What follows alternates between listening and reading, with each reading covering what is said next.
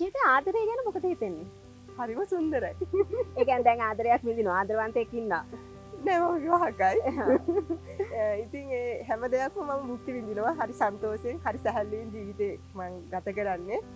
මං හිතනවා මගේ කලා ජීවිතේ, පෞද්ගලික ජීවිතේ මං කිසිම තැනක පටලවගෙන නැහැ. අදටත් මං එහෙම පටලව ගන්නෙ නැහැ. ඒ නිසා මගේ පෞද්ගලික ජීවිතේ මං හරිම නිදහසේ, හරිම සතුටින් ඉන්නවා. කලා ජීවිතේත් හරිම සතුටින් ලස්සන වැඩ ටික පිළිවෙලට කරගෙන යනවා.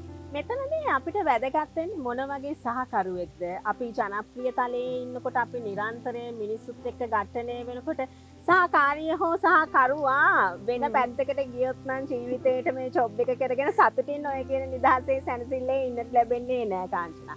අපි තෝරගන්නකොට සහකරුවෙක් අනිවාර්යයෙන් දැන් මම මගේ පෞද්ගලික ජීවිතෙත් එක්ක බලද්දි මට සහාය දෙන කෙනෙක් මම තෝරගන්න ඕන. මම ඉන්න වෘත්තියට කැමති කෙනෙක් වෙන්න ඕන මේ මම තෝරගන්න.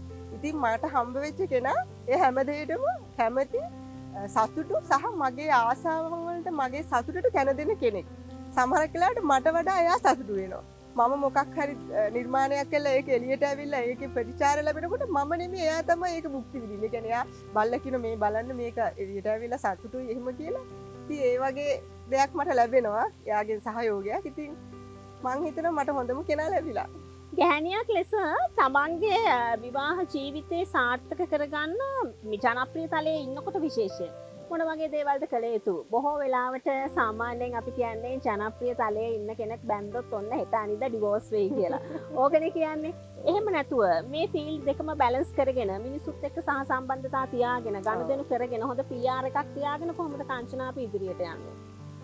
ඒක හරිම වැදගත් රංගන ශිල්පිනියෙක් නෙමෙයි මේ කලාවේ ඉන්න සංගීත පැත්තේද නර්තනයේ පැත්තේ ඒ PR එක අකසුරට තියා ගන්න ඕනේ. ඒකට මම හිතන්නේ මම කිසිම කෙනෙක් කිසිම මිනිසෙක ભેද කරන්නේ නැහැ.